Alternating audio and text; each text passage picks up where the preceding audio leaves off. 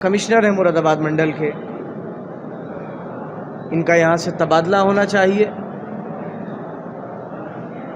ताकि एक निष्पक्ष चुनाव हो सके। कमिश्नर महोदय हैं वो सिक्किम कैडर के हैं और डेपुटेशन वहाँ पर भेजा जाता है जहाँ पर अधिकारियों की कमी हो, और इस वक्त नॉर्थ ईस्ट में अधिकारियों की कमी है, जबकि वो पहले 5 साल के लिए डेपुटेशन पे आए थे, फिर 1 साल का एक्सटेंशन हुआ और फिर 2 साल का एक्सटेंशन हुआ, जो कि खुद में जो डेपुटेशन के कानून है उसके खिलाफ है। इतना लंबा डेपुटेशन, या तो उनके अंदर कोई ख़ास सलाहियत है जो उत्तर प्रदेश के कैडर के बाकी अधिकारियों में नहीं है। ऐसी कौन सी वजह है जो वो इतने लंबे समय से इसी मंडल में पहले रामपुर के ज़िलाधिकारी रहे और उसके बाद उनको मुरादाबाद मंडल का कमिश्नर बना दिया गया? क्या और अधिकारी नहीं है उत्तर प्रदेश में? क्या उनमें सलाहियत नहीं है कि वो चुनाव करा सकें? क्या ऐसी कोई वजह है? किसी अधिकारी से हमें कोई एतराज़ नहीं है, अगर चुनाव आयोग जिसे चाहे भेजे, लेकिन एक ऐसे अधिकारी जिन्होंने 2019 के पार्लियामेंट के इलेक्शन में और बाई इलेक्शन में रामपुर वालों के साथ जो जुल्म और ज़्यादती की और भारतीय जनता पार्टी को जिताने में कोई कसर बाकी नहीं छोड़ी, लेकिन भारतीय जनता पार्टी उसके बावजूद भी नहीं जीत सकी। मेरे ख्याल से ऐसे अधिकारियों के रहते यहाँ चुनाव नहीं हो सकता। अब ये अभी कुछ दिन पहले की एक तस्वीर है, इस तस्वीर को आप देख सकते हैं। इसमें भारतीय जनता पार्टी के उम्मीदवार भी हैं, उनके पिता भी हैं, ज़िला पंचायत के अध्यक्ष भी हैं। ये किसी पारिवारिक फंक्शन का फ़ोटो है। क्या ऐसे अधिकारियों के रहते एक फेयर इलेक्शन हो सकता है? क्या फेयर इलेक्शन ऐसे मुमकिन है?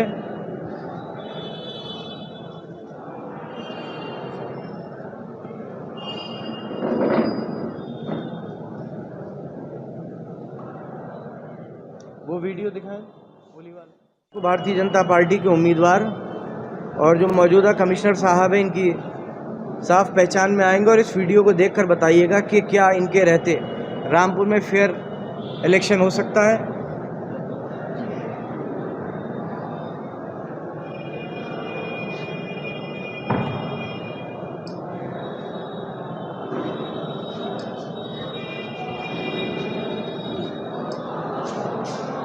क्या इनके रहते रामपुर में फेयर इलेक्शन हो सकता है?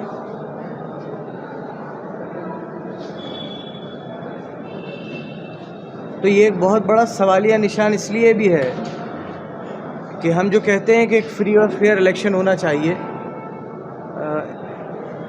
जब मंडल आयुक्त के दफ्तर से दिन में 500 फ़ोन अधिकारियों को आएंगे ज़िले के,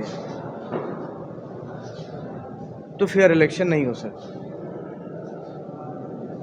मैं दरख्वास्त करूंगा चुनाव आयोग से कि वो इस मामले में दखल दे और एक नए मंडल आयुक्त की यहाँ पर नियुक्ति हो, और नियुक्ति के साथ साथ एक निष्पक्ष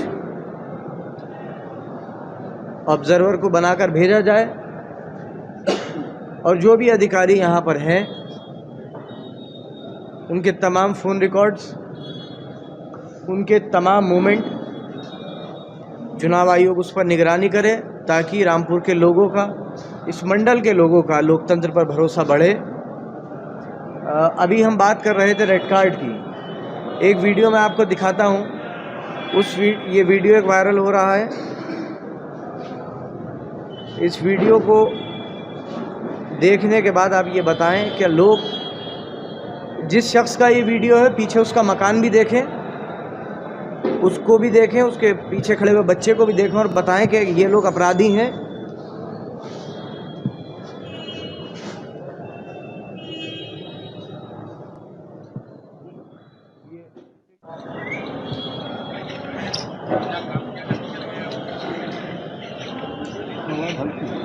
आवाज़ माइक लेके आए जरा, इसका पालन करना, लिखना जाना कहीं पीछे सारी चीज़ें लिखी है, इसे मैं आपको सुनवाता हूँ। 1 मिनट रुक जाएं। इसकी आवाज़ कम है, आपके पास नहीं आ पाएगी माइक के साथ। और इसके बाद इस बात के लिए चुनाव आयोग देखे कि ऐसे अधिकारियों के रहते कैसे चुनाव मुमकिन है।